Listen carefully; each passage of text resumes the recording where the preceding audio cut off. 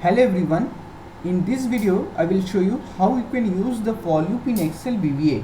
There are different type of loops are available in Excel VBA. So in this video I will show you how to use the for loop. So to use the for loop I have to select some range. I will highlight row number 1 to row number 10. I will highlight this range and I will show you by the help of a table of 12. Okay, so table of 12, you can take any table 10, 11, 12, anything over here.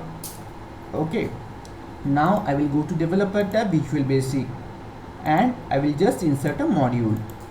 I inserted a module.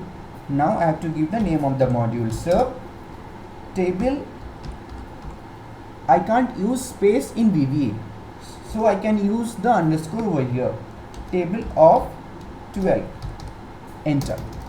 And now at first of all I have to set the worksheet, on which worksheet I am working. Suppose I am working on sheet number 1. You can see here it is sheet number 1, sheet 1. So div sh as worksheet, set sh equal to this workbook dot worksheets sheet 1.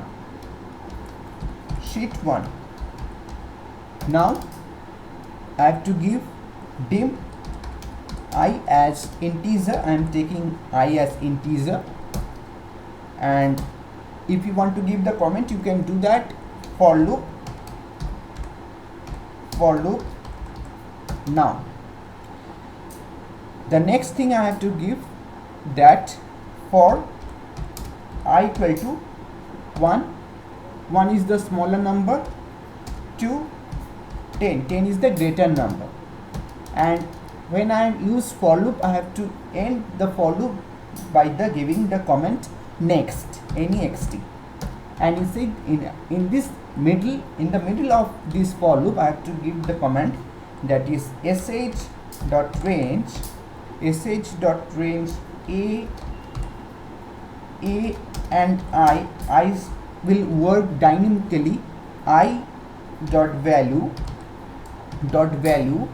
equal to I means what?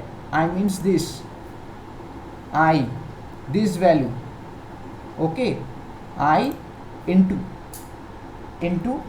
sh dot range into what value? This value.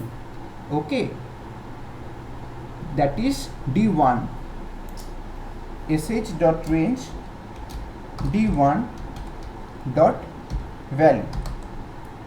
Okay, if you change this value, then automatically you will change the effect. You can see the effect over here also.